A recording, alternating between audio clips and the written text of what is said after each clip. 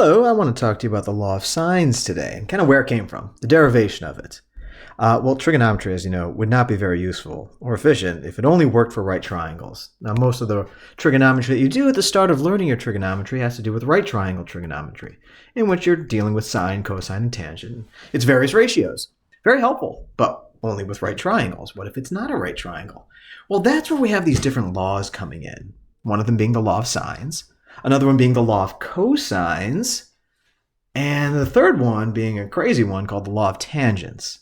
Today I want you to see where the law of sines came from. Sine A over little a is equal to sine of big B over little b is equal to sine of big C over little c. Now remember, as always, in trigonometry, capital letters represent unknown angles, and lowercase letters represent unknown sides. And that's true for the law of sines, law of cosines, and of course the law of tangents. Well, we're just going to focus on the law of sines today. And in order to understand kind of where this ratio came from, these three equal fractions, where did they all come from? We got to think of something called transitive logic, something that we use every single day of our lives and have used since the day we were born. Transitive logic simply states, if statement A implies statement B, and statement B implies statement C, well then, by transitive logic, statement A must eventually imply statement C.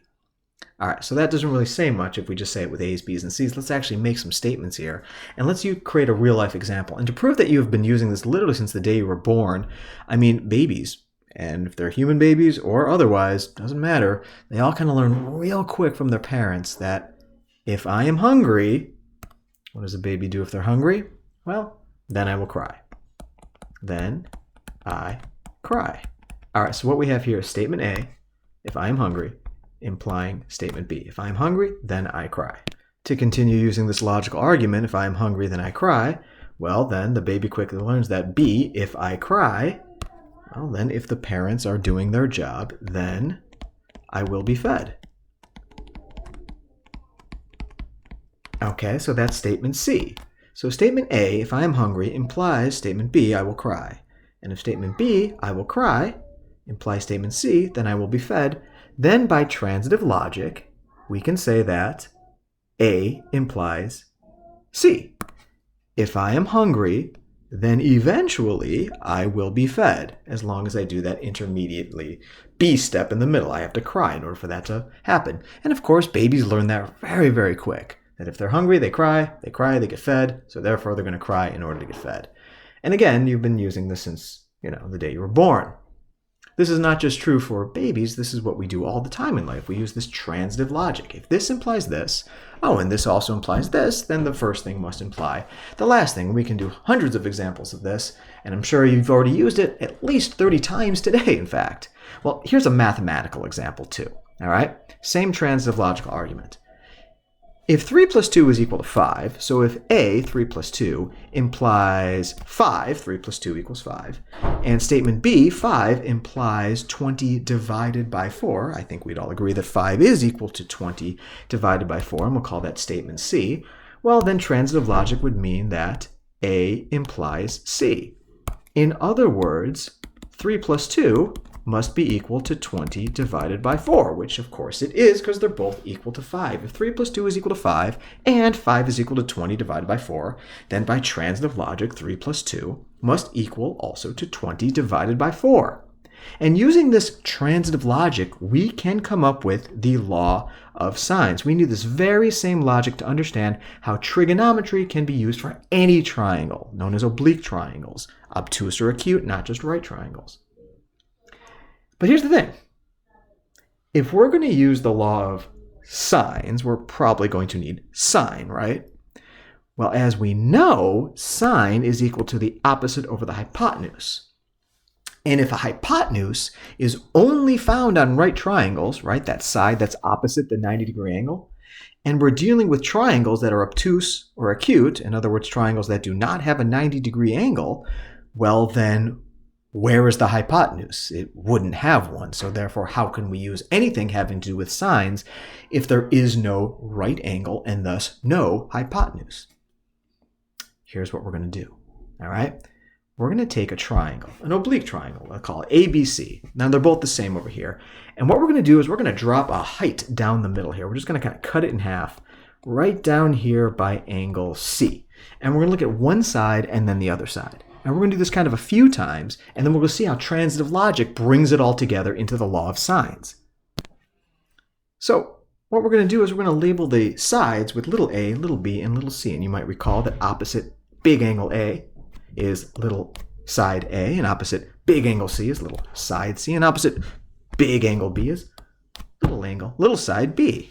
And we're going to look at one half and then the other half. Now remember, that height that we just dropped right down the middle from angle C, that creates perpendicular lines, thus a 90-degree angle.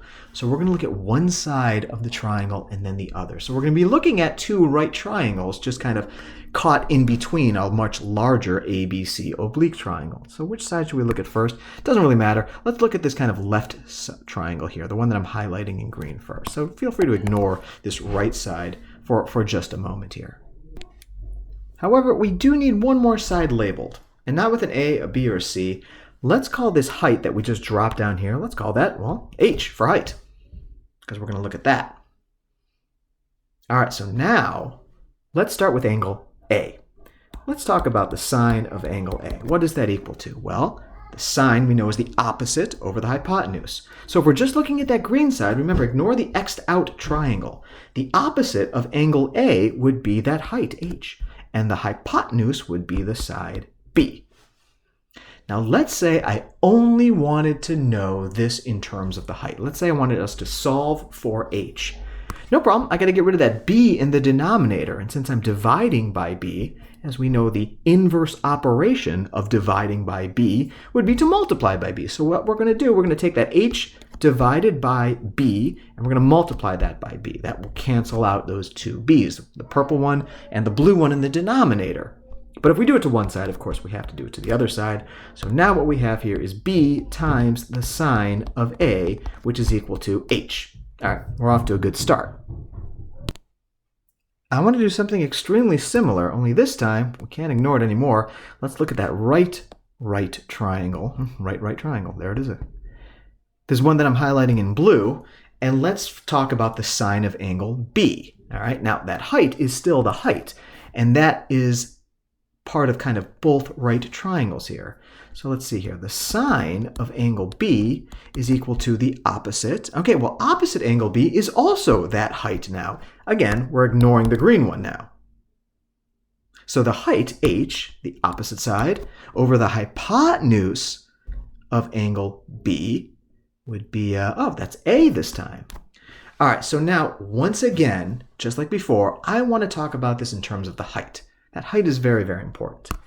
Let's get rid of that angle A, that division of A. Once again, as before, let's multiply both sides by A, very similar to what we just did with that side B. And of course, these A's cancel out, much like these B's canceled out. And so what we're left with here is A times the sine of B is equal to H. And now, it is time to use transitive logic. This is the reason we've been talking about it so much. If I know that B times the sine of A is equal to H, and we also know that A times the sine of B is also equal to angle H, then what could be said about B times the sine of A and A times the sine of B using transitive logic? Very good. If you said that they were both equal to each other, then you're using wise transitive logic, and I commend you for that. Because absolutely they are equal to each other because they're both equal to H. Okay, so let's say that B times the sine of A is equal to A times the sine of B. Because they're both equal to H. We can absolutely do that. Now, mathematicians didn't stop there. They said, this is kind of ugly looking. While this is accurate, let's make it look a little bit more appealing to the eyes. In other words, let's make it a little bit more kind of like that. That is kind of appealing to the eyes. It's nice and organized. Those ratios with A's and B's all aligned perfectly. So what did they do? Well, they said, okay, B times the sine of A. I don't want that B there. Since I'm multiplying B times that sine of A, And as we know, the inverse operation of multiplying by b would be to divide by b. That would kind of cancel it out from that left side. Those b's will cancel out. But as you know, if you do something to one side, you got to do the other side by those properties of equality. So let's divide both sides by b. And they said, okay, let's take 2 steps and put them together here. Very similar to how I wanted this b gone here, this blue b. I want this blue a also gone, the one that's being multiplied by the sign of b. So it's just sine a in the numerator or sine b in the numerator. So by the same logic that I divided both sides by b to get rid of that multiplication of b, I'm going to divide both sides also by a to get rid of this a in the numerator here. So I got to do that to both sides. So essentially what we're doing is we're dividing both sides by not just a, not just b, but ab, which is a times b. And as we know, this b will cancel with this b, but that a will still remain, and this a will cancel with this a, but that b will still remain. All right, so let's kind of organize this a little bit better. Let's see what we got here. What remains in the numerator is sine a over little a, which is equal to sine big B over little b. All right, so we got part of the law of sines looking like this. Well, where is the c ratio? Where's sine c over little c? All right, well, to figure that out, we got to do this whole process kind of over again, only this time, let's not cut it down the middle here at angle C. Let's take the very same triangle, ABC here, and it doesn't matter which side or which angle you cut it from. I'm just going to do it from A. Now, bear with me. This is also going to be a height that, while it might not look like it because of my hand, that is also a perpendicular line, so therefore there's a right triangle there. So we kind of have a quote-unquote top right triangle and a bottom right triangle. And we're just going to kind of do this whole process all over again. Now we'll make it a little bit quicker because we kind of saw it before. I'm just going to go ahead and label that H, and of course this is B, this is C, and this is A. All right, so bear with me as this gets a little bit repetitive here. We've got 2 triangles. Let's just focus on one and then the other. Let's start off by just focusing on kind of this bottom one here, and then we'll focus on the top one in just a moment. And I want to now talk about angle B. Let's write everything in terms of angle B. Let's find the sine of angle B. All right, so like before, we got the sine of B is equal to the opposite, which in this case is also H this time. Again, we are ignoring this top triangle here.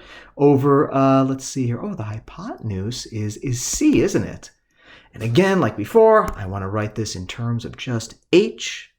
So I'm going to multiply both sides by C. Maybe at this point you see where I'm going with this. No pun intended. You see where I'm going with this. Sorry, couldn't help myself. C times the sine of B is equal to H. All right, good. Well, let's do kind of the same thing, only now to that kind of top triangle that we can't ignore any further here. Let's, this kind of purple one right here. I'm going to talk about this now in terms of angle C, because you notice that angle C was neglected in that first triangle, and now we're finally going to use it here. So let's see here. The sine of angle C is equal to the opposite, which again, in this case, is the height, over the hypotenuse, which in this case would be, here's the right angle right there. It would be, let's see here. Oh, the hypotenuse would be B. All right, so sine of C is equal to H over B. All right, well, once again, one last time, in fact, let's write this in terms of H. Let's multiply both sides by that denominator of B. And so what we have here is B times the sine of C is equal to H. And once again, transitive logic is going to prevail since C times the sine of B is equal to H, and B times the sine of C is also equal to that very same value of H. Transitive logic, just like before, implies that those two are equal to each other, which they are. So we have C times the sine of B is equal to B times the sine of C. Sine, not sick. Sorry about that. Getting ahead of myself there. Well, once again, mathematicians like, let's clean this up. Let's just have in the numerator sine B, which means we got to divide both sides by little c. And let's just have in the other numerator sine C, so let's divide both sides by B. But if we divide both sides by C, it's got to be to both sides. And if we divide one side by B, it's got to be to both sides. So we're dividing essentially both by CB. That C cancels out. that B cancels out, technically to become 1, right? C over C, B over B, A over A is nothing more than 1. And so without all that crossing out and all the stuff that we don't need anymore, we have sine of B over B is equal to sine of C over little c. Okay, starting to look like part of the law of sines.